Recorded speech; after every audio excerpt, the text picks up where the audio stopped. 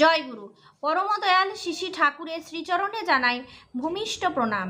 আপনাদের প্রতি প্রত্যেককে জানাই রানন্দিত জয় গুরু। আজ ইষ্ট প্রসঙ্গে আমরা আলোচনা করব যে কিভাবে আমরা আমাদের সমস্যাকে সমাধান করব। দেখুন, আমরা তো পরিবারে আছি, আমাদের বিভিন্ন সমস্যা, ঘরে বিবাদ, ছেলে কথা শুনে না, আমি ঠাকুরকে মানছি, আমার স্বামী ঠাকুরকে মানে না, কিংবা আমার স্বামী হয়তো মানছে, আমি মানছি না, ঘরে ঠাকুরকে নিয়ে অশান্তি, আমি নিরামিষ খাচ্ছি, আবার অনেকে আমিষ খাচ্ছে, আমাকে আমাকে নিরামিষ খেতে দিচ্ছে না, বহু অশান্তি। তো অশান্তির মাঝে আপনি কি করবেন? ঠাকুরকে ছেড়ে দিবেন? দীক্ষা নিয়েছি তাও বিপদ চলছে, কোনো মতেই আর কিসেও শান্তি নেই, শান্তিটা নিজেকে আনতে হবে।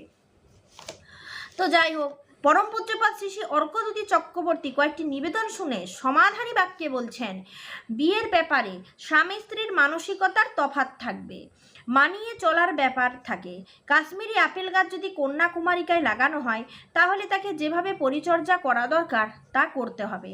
আবার তিনি বলছেন, সংঘাত আছে বলেই তো বিবর্তন সম্ভব, এটাই বিজ্ঞানের নিয়ম। দুজনে একই মানসিকতার হলে তো বিবর্তন হতো না। আরও উদাহরণ দিয়ে তিনি বলছেন, কয়লা গুদামের অন্ধকারে কালো বেড়াল থাকলে দেখা যাবে, বা দুধের বড় পাত্রে সাদা বেড়াল পড়লে তফাৎটা আছে বলেই দৃশ্যমান হয়, উপভোগ্য হয়। রান্নার সময়ে কড়াইয়ের ছ্যাং ছ্যাং শব্দ হয় বলে রান্নাটা সুস্বাদু হয়, তা না হলে মেম সাহেবের রান্না সেদ্ধ সেদ্ধ, সেটা ভালো লাগবে? যাই ঝগড়া করবে কিন্তু সেটাকে বয়ে নিয়ে বেড়াবে না, ঝগড়ার পর বসে দুজনে চা খাবে। সত্যিই তাই, একটা ঝগড়ার সমাধান। এই যে আমি আপনাদের আলোচনা শুরুতেই আপনাদের বললাম যে ঝগড়া হচ্ছে, বিবাদ হচ্ছে, পরিবারে কারোর মধ্যে মেল নেই, মনোমালিন্য, তো এটাকে মেটাবার জন্য আপনি ভালোভাবে কথা বলুন। দেখুন আপনি কতখানি ফ্রেশ হয়ে যাবেন, আপনার নিজেকে কতখানি আরাম লাগবে, স্বস্তি লাগবে। কিন্তু আপনার মধ্যে যদি ঝগড়ার কথাগুলো আপনি মনের মধ্যে চিন্তা করতে থাকেন, তাহলে একরকমভাবে আপনার মনে চিন্তা হতে থাকবে। তো যাই হোক, এরপর ঝগড়ার পর দুজনে বসে চা খাবে। আরও বলছেন, কোনো শর্ত নিয়ে ভালোবাসা হয় না, বউ আমার কাপড় কেচে দেবে, রান্না করে দেবে, খেতে দেবে, তাহলেই ভালো, না হলে খারাপ, এরকম হতে পারে না। সে সারাদিন ঘুমিয়ে থাকবে, আমার অপছন্দের কাজ করবে, তাও ভালোবাসতে হবে, সেটাই তো ভালোবাসা। মানুষ চায় সীতার মতো বউ হোক, তাহলে নিজেকে তো রামের মতো হতে হবে। নিজের কাজের ক্ষেত্রেই ব্যস্ত সারাদিন, বউকে সময় দেওয়া হয় কতটুকু? বাড়ি এসে ঘুমিয়ে পড়া, তাদের মধ্যে অনেক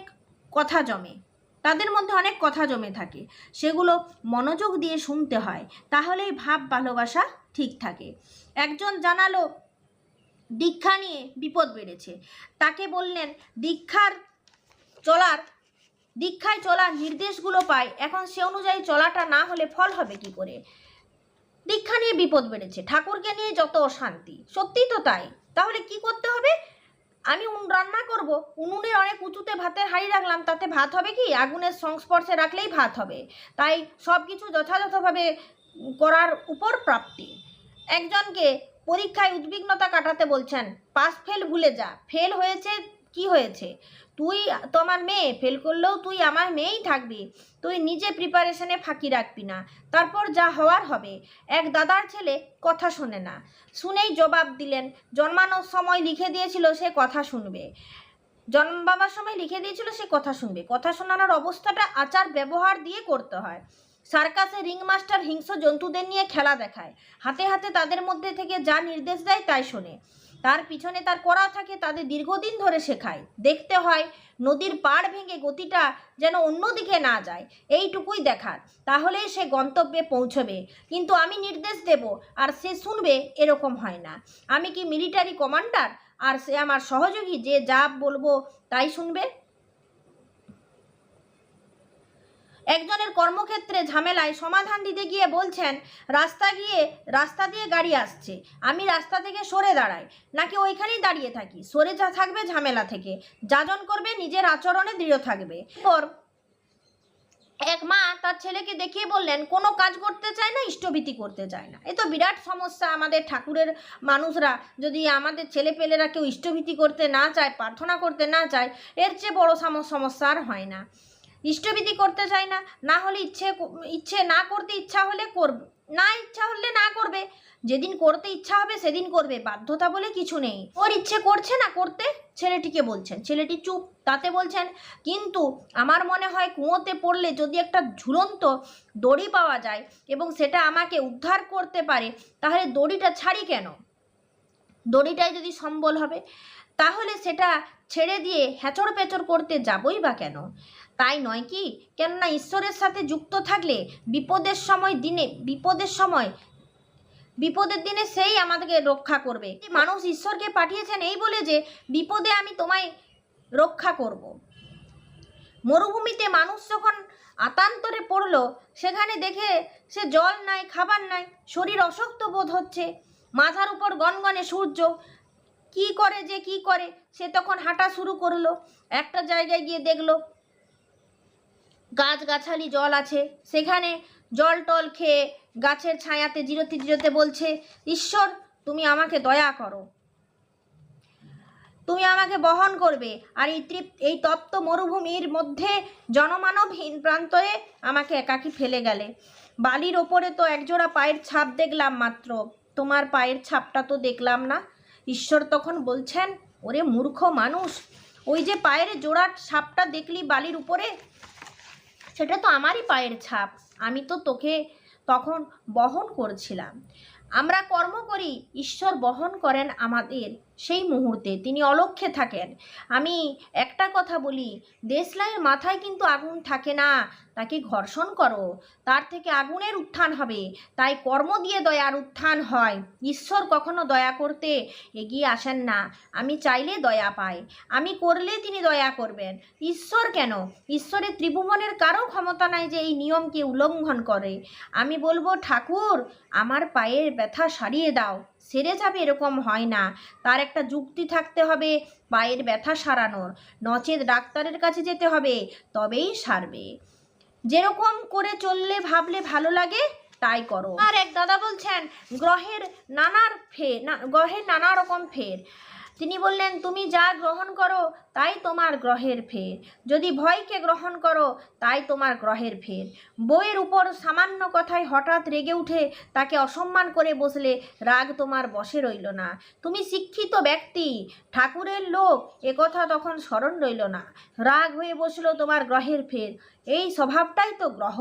গ্রহ কোথায়, কটা গ্রহের ব্যাপার তুমি জানো তোমার প্রবৃত্তিকে, আগে তাকে নিয়ন্ত্রণ করো। মনে রেখো, যা গ্রহণ করবে তাই গ্রহের ফের। সত্যি তাই, এই গ্রহের ফের কাটানোর জন্য আমরা কত কিছু আংটি ব্যবহার করি, সময়কে খারাপ বলি, কিন্তু গ্রহের ফের যে কথাটা, সেটা এখানে আচার্যদেব কি যুক্তি দিচ্ছেন? আচার্যদেবের সব কথাটাই কিন্তু বাস্তব। তিনি যুক্তি দিচ্ছেন যে তুমি যা গ্রহণ করবে তাই গ্রহের ফের। আমার ঘরে আমি সব সময় অশান্তি লাগিয়ে রেখেছি, এটা কি আমার গ্রহের ফের? আমি ব্যবসা করতে বসেছি, সব কিছুই আমার নষ্ট করে দিচ্ছি, আমার নিজের কোনো হিসাব নিকাশ নেই, তাহলে সেটা কি আমার গ্রহের ফের? আমি কারোর কথা শুনছি না, অবাধ্য, যা মন যায় তাই করছি, সেটা কি আমার গ্রহের ফের? তাই আচার্যদেব এখানে বললেন, যা তুমি গ্রহণ করবে তাই তোমার গ্রহের ফের। আর গ্রহ, আমরা কটা গ্রহ জানি? না জানি শনি, না জানি মঙ্গল, না জানি বুধ, না জানি বৃহস্পতি, আমরা কিছুই জানি না। আমরা শুধু জানি আমার কপাল খারাপ, এইটুকু কথাটা বলতে জানি, কিন্তু অ্যাকচুয়াল আমাদের যেটা করার দরকার সেটা আমরা করি না। পরম দয়ালকে ভালোবাসতে হয়, তার কাছে কিছু পজিটিভ প্রার্থনা করতে হয়, এবং সব কিছুই কিন্তু তাকে বলতে হয় যে ঠাকুর তোমার ইচ্ছায় আমার মঙ্গল। এইভাবে চলতে থাকুন। বর্তমান আচার্যদেব আমাদেরকে বিভিন্ন রকমভাবে বিভিন্ন কথা বলছেন, তার সব থেকে যেটা মেন কথা সেটা হচ্ছে আমাদেরকে প্রত্যেককে কর্ম করতে বলছেন। আমরা যদি বসে থাকি, কর্ম না করি, আমাদেরও কিন্তু জীবন চলবে না। তাই আমাদেরকে প্রত্যেককে কর্ম করতে হবে এবং ভালোভাবে কর্ম করতে হবে। বেকারে জীবন কাটালে আমাদের জীবনে শুধু কষ্ট হবে। আমরা স্বপ্ন অনেক দেখি, কিন্তু স্বপ্ন দেখলে হবে না, বাস্তবে সেটাকে পরিবর্তন করতে হবে, বাস্তবে সেটা করতে হবে। যা সৎ কাজ মাথায় আসবে তা তাড়াতাড়ি করতে হবে, তবেই কিন্তু আমরা ফল পাবো। তো এখন আমাদের এই আচার্যদেব যে সমস্যার সমাধানগুলো দিলেন, এগুলো আমরা একে একে প্রত্যেকেই পালন করব। ফের মাথা থেকে বের করে আমরা যদি নিজের কাজটা নিজে ঠিক মতো করি, তাহলে আমাদের সমস্যা অনেকটাই সমাধান হয়ে যাবে। বিপদ অনেক আসবে, প্রতিকূলতার বিরুদ্ধে ঠাকুরকে মাথায় নিয়ে লড়াই করতে হবে। তার সাথে সাথে আমাদের বেকার থাকা চলবে না, প্রত্যেকে যে যার কাজে পারদর্শী, যে কাজটাতে পারদর্শী সেই কাজটা করতে হবে। এগুলোকে মাথায় নিয়ে চলতে থাকুন।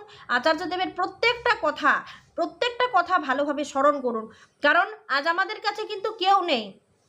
পরম দয়াল আচার্যদেব রেখে গেছেন, পরম দয়াল আচার্য পরম্পরা রেখে গেছেন। আচার্যদেবকে আমরা সব সময় পাচ্ছি, আমরা কিন্তু তাকেই ভালোবাসবো এবং তাকে নিয়েই আমরা সমস্ত, তার পরামর্শ মতোই আমরা চলবো। ভালো মন্দ বিশ্লেষণ তিনি করবেন, আমরা কিন্তু কাজটা করে যাব। আজ এইটুকুই, পরে আলোচনা করব আরও নতুন কিছু বিষয়কে নিয়ে। আপনারা সকলে আচার্যদেবের কথা মতো চলুন। জয় গুরু।